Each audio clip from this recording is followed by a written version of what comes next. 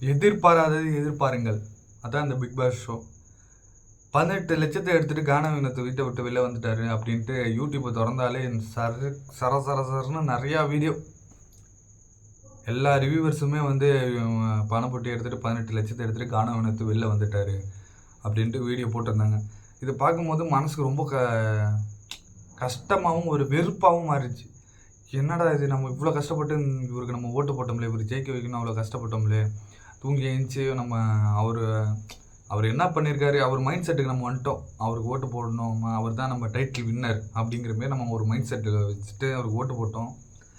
ஓட்டில் மனுஷன் ஹையில் இருந்தார். திடீர்னு வந்து எல்லாருமே வந்து கானா வினோத் வந்து 18 லட்சத்தை எடுத்துகிட்டு போயிட்டாரு அப்படின்னு சொல்லும் போது அதை ஏற்றுக்கவே முடியல. தூக்கமாக வர மாட்டேது, ரொம்ப ஒரு மாதிரியா கஷ்டமாக இருக்குது. எதுக்குடா அந்த மனுஷன் அப்படி எடுத்துகிட்டு போனார் அப்படின்ட்டு. கமருதீனோட ஓட்டும் கானா வினோத்துக்கு நல்லா விழுந்துச்சு. இந்த வாரம் ரொம்ப அதிகமாக ஓட்டிங் லிஸ்ட்டில் அதிகமாக ஓட்டில் இருந்தார் அவர். கிட்டத்தட்ட 2 லட்சம் ஓட்டு கிட்டத்தட்ட வந்துட்டார். ஆனால் கமருதீன் கடைசியாக போகும்போது அவருக்கு வந்து கானா வினோத் தான் அவரோட ஃப்ரெண்டு, ரொம்ப நெருங்கிய ஃப்ரெண்டாக இருந்திருக்காரு. அந்த வீட்டில் போகும்போது ஒரு கிஸ் பண்ணிட்டு அவருக்கு பேச்சே வரல, அவர் பிள்ளை போயிட்டார். நல்ல பையன்டா அவன் அப்படின்ட்டு சொல்லிட்டு ரொம்ப ஃபீல் பண்ணார் அவர் தான். அதனால் வந்து கமருதீனோட ஓட்டும் வந்து கானா வினோத்துக்கு அதிகமாக இந்த வாரம் விழுந்திருக்கும். அப்படி இருக்கும்போது மக்கள் இப்போ வந்து உள்ளே போனவங்க எல்லோரும் போட்டு அவரை வந்து ஏதாவது மைண்டை வாஷ் பண்ணி இது பண்ணிட்டாங்களா என்னன்னு தெரியல. ஆனால் அவங்க ஒய்ஃபு வந்து அவ்வளோ சொல்கிறாங்க, நீ கோவப்படாமல் கம்முன்னு இருந்தால் போதும், நீ தான் டைட்டில் வின்னரு. அதில் ஒன்று சொன்னாங்க, நம்ம ஒன்று பேசியிருந்தோம்ல, அது கண்டிப்பாக நடக்கும், நீ கோவப்படாமல் இரு, நம்ம வெயிட் பண்ண. அதுக்கப்புறம் நீ முன்னாடி வர்றத வந்து எதுவுமே மைண்டில் போட்டுக்காத, எதுலேயுமே நீ டிஸ்ட்ராக்ட் ஆகிடாத, அந்த பணப்பொட்டியெல்லாம் எடுத்துடாதன்ட்டு இன்டெரக்டாக சொல்லிடுறாங்க அவங்க. அந்த பணப்பொட்டிலாம் எடுத்துடாத, நீ ஃபைனல் ஸ்டேஜில் வந்து நிற்கணும், அதுதான் முக்கியம். தோக்குறோம்களோ ஜெயிக்கிறோம்களோ, ஆனால் நீ ஃபைனல் ஸ்டேஜில் வந்து நிற்கணும் அப்படின்ட்டு அவங்க ஒய்ஃபே வந்து சொல்லியிருக்காங்க. ஆனால் அந்த மனுஷன் எதை எடுத்தாலும் பதட்டப்படுறாருங்க. ஏதாவது அவன் விஜய் சேதுபதியே சொல்கிறாரு, உன்னோட நாட்காலி எவனும் தூக்கிட்டு போயிட முடியாது, ஏன் நீ இப்படி பதற, உன்னை பற்றி ஒன்று சொன்னவன் ஏன் ஏற்றுக்க மாட்டுற அப்படின்ட்டு. அந்த அளவுக்கு பயந்து சரி பயப்படுறாரு. இருந்தாலும் வந்து நம்மள்ட்ட நல்ல சப்போர்ட் இருக்குது, நம்ம ஒய்ஃப்லாம் வந்து இவ்வளோ அளவுக்கு சொல்லியிருக்காங்க, நம்மளுக்கு இவ்வளோ சப்போர்ட் இருக்குது, நம்ம சப்போர்ட்டை வந்து உடைக்க நிற்கிறாங்க அப்படின்ட்டு நினச்சி பதறாருன்னு நினைக்கிறேன் அவர். அப்படி பதறியும் நீ ஏன் போயிட்டு விளையாட்டுத்தனமாக செஞ்சியா என்ன செஞ்சியான்னு தெரியல. ஏன்னா அந்த ஆள் போயிட்டு பதட்டத்தில் போயிட்டு புட்டியை தொடுறதும் அது தொடுறதும் இதுமாரி தொட்டிருப்பார். அதனால கூட வெளில அனுப்பிச்சிருக்கலாம் அவர். நீங்கள் புட்டியை தொட்டதுனால நீங்கள் வந்து போட்டியை விட்டு வெளியேறப்படுறீங்கன்னு பிக் பாஸ் சொல்லியிருக்கலாம். 18 லட்ச ரூபாயோட உங்கள் ஆட்டம் முடிஞ்சிடுச்சுன்ட்டு.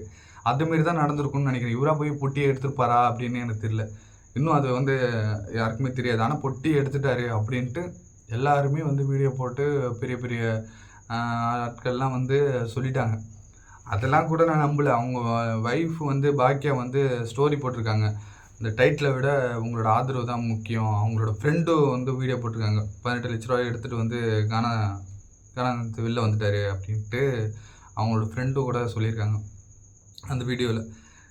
கமருதீனோட ஓட்டும் கானா வினோத்துக்கு விழுந்தும் மக்கள் ஆதரவு இருந்தும் அந்த ஆள் ஏன் அப்படி பண்ணார் அப்படின்ட்டு வெளில வந்தால் ரொம்ப ஃபீல் பண்ணுவாருன்னு நினைக்கிறேன். ரொம்ப என்ன பண்ணுறது, நம்ம கஷ்டப்பட்டது எல்லாமே வீணாக போயிடுச்சு. இதுக்கப்புறம் வந்து யாரடா டைட்டில் வின்னராக பார்க்குறதுன்னு நினைக்கும் போதே என்னால் ஒன்றுமே சொல்ல முடியல மக்களே. இதுக்கப்புறம் என்ன திவ்யா தாங்க டைட்டில் வின்னராக ஆவாங்கன்னு நினைக்கிறேன். எனக்கு தெரிஞ்சு சபரி வரலாம் அப்படின்னு தோணுது, திவ்யா விட சபரி வரலாம். ஏன்னா சபரி மேலே வந்து எந்த ஒரு இதுவுமே கிடையாது. பார்வதியை வந்து முட்டி தள்ளி விட்டு கண்ணில் வீங்கியிருந்தது, அதுதான் அவன் பண்ணிட்டு மிகப்பெரிய தப்பு.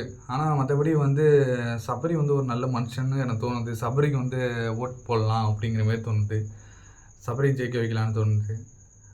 ஆனால் திவ்யா ஜெயிச்சிருவாங்க. திவ்யாவுக்கு தான் ஓட் பண்ண போகிறாங்களா இல்லை வந்து அரோராவை டைட்டில் வின்னராக ஆக போகிறாங்களா அப்படிங்கிறது நம்மளுக்கு யாருக்குமே ஒன்றும் புதிராக தான் இருக்குது. பிக் பாஸை பொறுத்த வரைக்கும் எதிர்பாருங்க அப்படின்ட்டு தான் நம்ம சொல்லணும். எனக்கு தெரிஞ்சு இதுக்கப்புறம் வந்து சபரியை ஜெயிக்க வைக்கலாம் அப்படிங்கிற மாதிரி உங்களோட சப்போர்ட் வந்து சபரிக்கு கொடுக்கலாம் அப்படிங்கிற மாதிரி தோணுது. ஏன்னா அவரும் வந்து இப்போ ஃபஸ்ட் டேயில் வந்து ரொம்ப கஷ்டப்பட்டிருக்காரு. திவ்யாவும் வந்து ஒயில்ட் கார்டில் வந்து பாதையில் தான் வந்தாங்க. அதனால் வந்து திவ்யாவும் நிறைய வார்த்தைகள்லாம் விட்ருக்காங்க. நிறைய வந்து ரொம்ப ஒரு தலைக்கணம் அவங்க ஃபேஸில் நான் பார்த்துட்டேன். நம்ம பேசுகிறது தான் கரெக்டு அப்படிங்கிற மாரி பேசுகிறாங்க. அதனால் வந்து சபரிக்கு வந்து உங்கள் ஓட்டை போடலாம் உங்கள் போட்டு அவரை ஜெயிக்க வைக்கலாம் அப்படிங்கிற மாரி எனக்கு பர்சனலாக தோணுது. இதை பற்றி நீங்கள் கானா வினத்தை புட்டி ஏற்றிக்கிட்டு போயிட்டாரு. ஃபீல் பண்ணாதீங்க, விடுங்க, என்ன பண்ணுறது. என்னாலே வந்து தூக்கமும் வரல, மனசு ரொம்ப கஷ்டமாக இருக்குது. அப்படியே இந்த மனுஷன் என்னடா அப்படி பண்ணிட்டாரு அப்படின்ட்டு ரொம்ப இதாக இருக்குது. பரவாயில்ல, விடுங்க. அவர் புட்டி ஏற்றிக்கிட்டு வெளில வந்தாலும் மக்களோட மனசை எப்பயோ அவர் வென்றுட்டார், ஜெயிச்சிட்டாரு.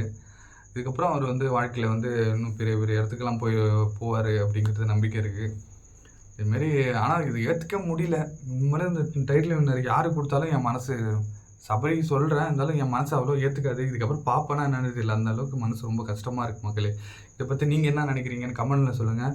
நான் வந்து இப்போ தான் யூடியூப் சேனல் ஆரம்பிச்சிருக்கேன். என்னோடய வீடியோ வந்து சப்ஸ்கிரைப் பண்ணி சப்போர்ட் பண்ணுங்கள் மக்களே. கொஞ்சம் சப்ஸ்கிரைப் பண்ணுங்கள். நன்றி.